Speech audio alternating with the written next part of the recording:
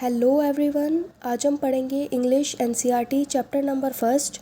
Who did Patrick's homework. Patrick का homework किसने किया। फर्स्ट पैराग्राफ है, Patrick never did homework. Patrick ने अपना होमवर्क कभी नहीं किया। Too boring he said. वह कहता था कि होमवर्क जो है वो बहुत ही ज़्यादा बोरिंग है। He played hockey and basketball and Nintendo instead. Homework करने की बजाय वह हॉकी खेलता था, बास्केटबॉल खेलता था एंड नाइंटेंडो गेम खेलता था।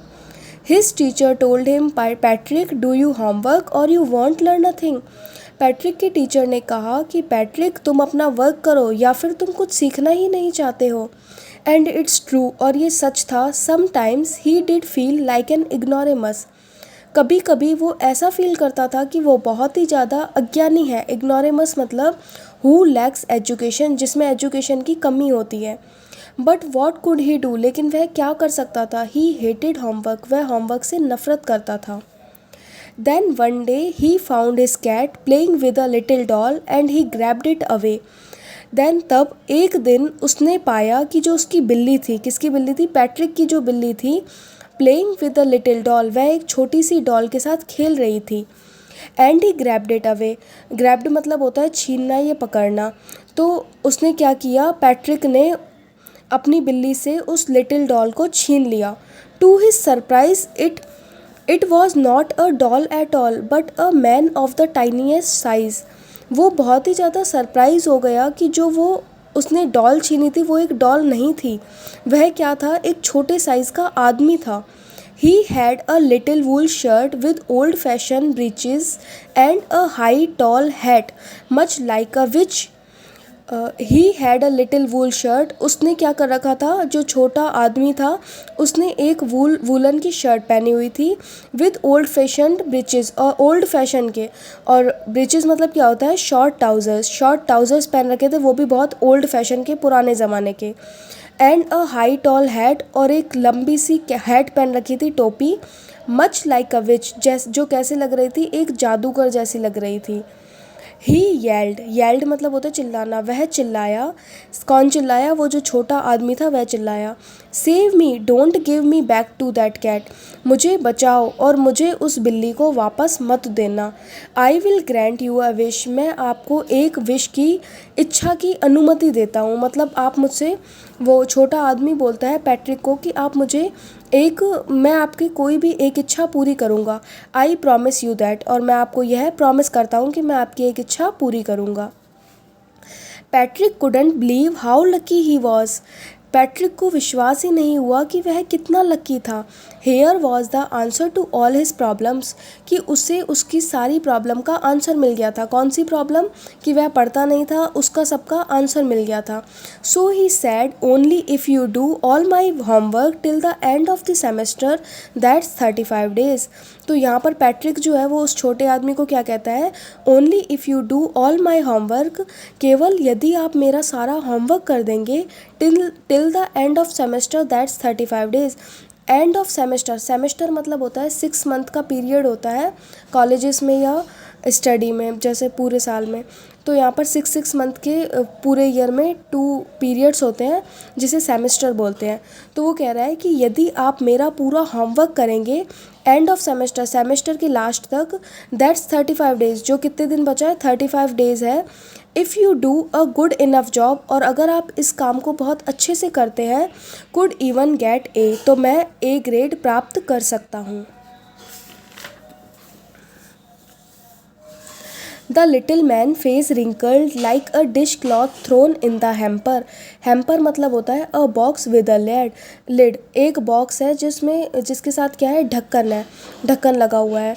एक बॉक्स है जिसे हम हेम्पर कहते हैं, जिसमें ढक्कन लगा हुआ होता है। उसमें हम जो बर्तन मांजने वाला कपड़ा होता है वो रखते हैं। तो उस बर्तन मांजने वाले जो कपड़ा होता है उस जैसे उस छोटे आदमी के फेस पर रिंकल्स थे। रिंकल्ड मतलब होता है झुर्रियाँ। एक छोटा आदमी था, जो वो आदमी था उसके फेस पर झुर्रियाँ थी, किसकी तरह थी, जैसे एक डिश क्लॉथ होता है उसकी तरह। ही किक्ड हिज लेग्स, उसने अपनी लेग से मारा। एंड डबल्ड हिज फिस्ट, और डबल्ड मतलब होता है मुट्ठी बनाना, ऐसे उसने अपनी फिस्ट को क्या किया, मुट्ठी बनाई ऐसे। And he grimaced and scowled and pursed his lips, उसने क्या किया, उसने शक्ल बनाई, एंड स्काउल्ड मतलब चिल्लाया, एंड पर्स्ड हिज लिप्स और उसने अपने लिप्स को सिकोड़ दिया। Oh am I cursed but I will do it.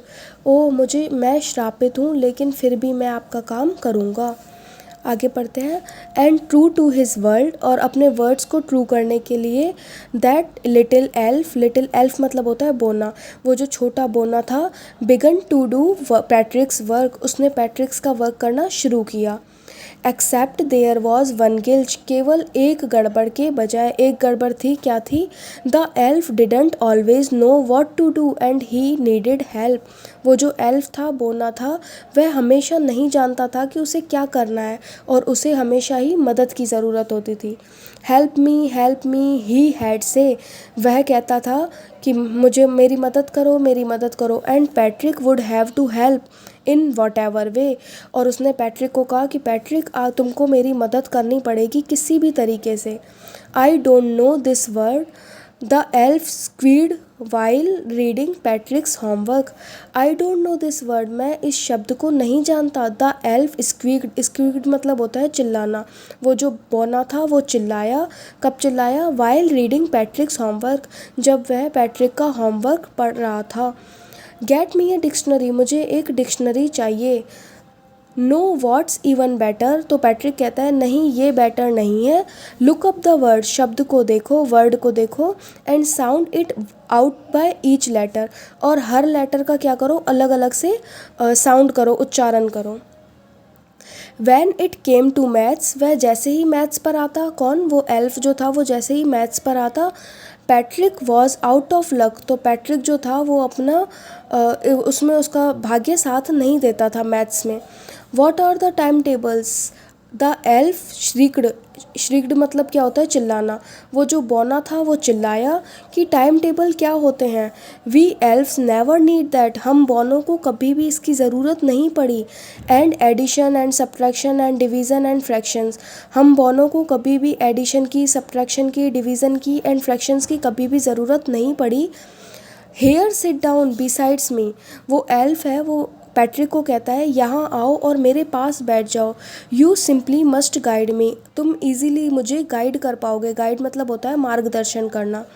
Elf know nothing of human history, to them it's a mystery. Elf जो है, बौने जो हैं, वो बिल्कुल भी ह्यूमन हिस्ट्री मतलब मानव का जो इतिहास है उसके बारे में एल्फ जो है वो कुछ भी नहीं जानते हैं। इट्स अ मिस्ट्री मतलब होता है रहस्य, वह बौनों के लिए एक क्या है? रहस्य है। क्या? ह्यूमन हिस्ट्री जो है वो बौनों के लिए एक रहस्य है। So the little elf already a shouter just got louder, go to the library, I need books, more and more books, and you can help me read them too. So the little elf already a shouter, वो जो छोटा elf था, बोना था, वो बहुत ज़ोर से चिल्लाया। गो टू द लाइब्रेरी जाओ। आई नीड बुक्स, मुझे बुक्स की ज़रूरत है। मोर एंड मोर बुक्स, ज़्यादा और भी ज़्यादा बुक्स की। And you can help me read them too, और तुम मेरी इन्हें पढ़ने में मदद कर सकते हो। As a matter fact every day in every way the little elf was a nag, और सच ये है कि हर दिन हर समय वह जो छोटा एल्फ था वो क्या करता था? नैग मतलब होता है परेशान करना, पैट्रिक को परेशान करता रहता था। पैट्रिक्स was working harder than ever and was it a drag. Patrick was working harder than, जो पैट्रिक था वो बहुत ही वर्क जो है हार्ड वर्क करने लग गया था। And was it a drag, और यही एक रास्ता था। He was staying up night, वह सारी रात जागता था। Had never felt so weary, और वह कभी भी थकान महसूस नहीं करता था। Was going to school with his eyes puffed and blurry, और वह अपनी सूजी हुई और थकान धुंधली आँखों के साथ स्कूल जाता था। Finally the last day of school arrived and the elf was free to go.